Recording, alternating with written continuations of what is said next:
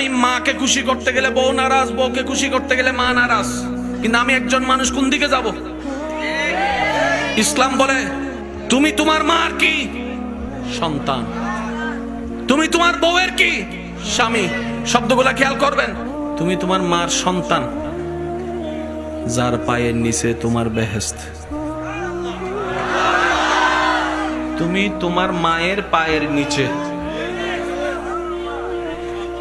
তুমি তোমার বউয়ের কি? স্বামী। স্বামী মানে অভিভাবক। অভিভাবক কি নিচে না উপরে? মায়ের পায়ের নিচে তুমি, আর বউ তোমাকে মাথার উপর রেখেছে, কারণ তুমি বউয়ের অভিভাবক। তো উপরওয়ালা তো নিচের ওয়ালা মতো হয় না, নিচের ওয়ালা তো উপরওয়ালার মতো হয় না। এবার সে বলে আমি করব কি?